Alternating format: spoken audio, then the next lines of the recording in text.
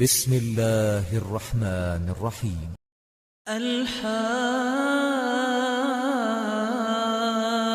الحاقة ما الحاقة وما أدراك ما الحاقة كذبت ثمود وعاد بالقارعة فأما ثمود فأهلكوا بالطاغية وأما عاد فأهلكوا بريح صرصر عاتية سخرها عليهم 7 ليال و8 أيام حسوما فترى القوم فيها صرعا كأنهم أعجاز نخل خاوية فهل ترى لهم من باقية وجاء فرعون ومن قبله والمؤتفكات بالخاطئة فعصوا رسول ربهم فأخذهم أخذة رابية إنا لما طغى الماء حملناكم في الجارية لنجعلها لكم تذكرة وتعيها أذن واعية فإذا نفخ في الصور نفخة واحدة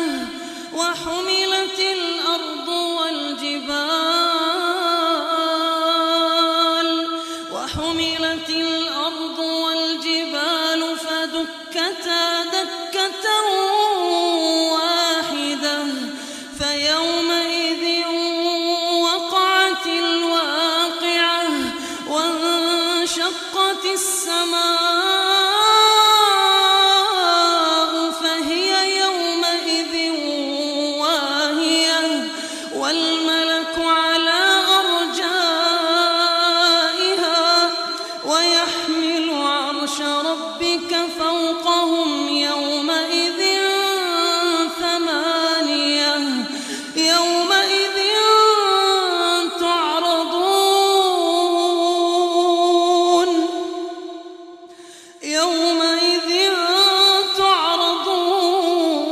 تعرضون لا تخفى منكم خافية فأما من أوتي كتابه بيمينه فيقول هاؤم اقرءوا كتابيه إني ظننت أني ملاق حسابيه فهو في عيشة راضية في جنة عالية قطوفها دانية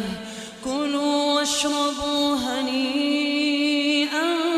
بما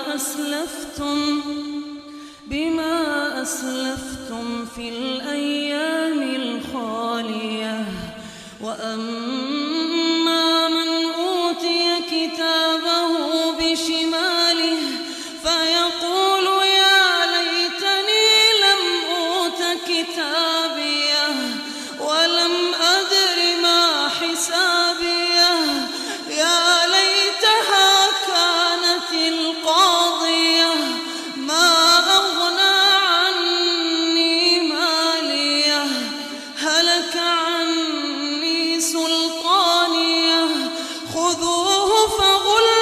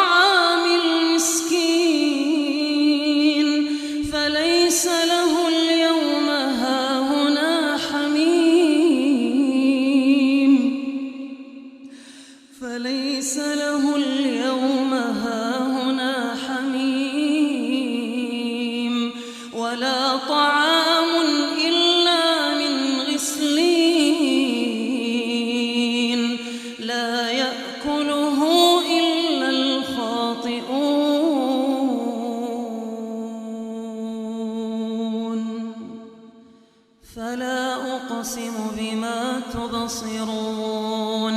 وما لا تبصرون إنه لقول رسول كريم وما هو بقول شاعر قليلا ما تؤمنون ولا بقول كاهن قليلا ما تذكرون تنزيل من رب العالمين ولو تقول علينا بعض الأقاويل لأخذنا منه باليمين ثم لقطعنا منه الوتين فما منكم من أحد عنه حاجزين وإنه لتذكرة للمتقين وإنا لنعلم أن منكم مكذبين وإنه لحسرة على الكافرين وإنه لحق اليقين فسبح باسم ربك العظيم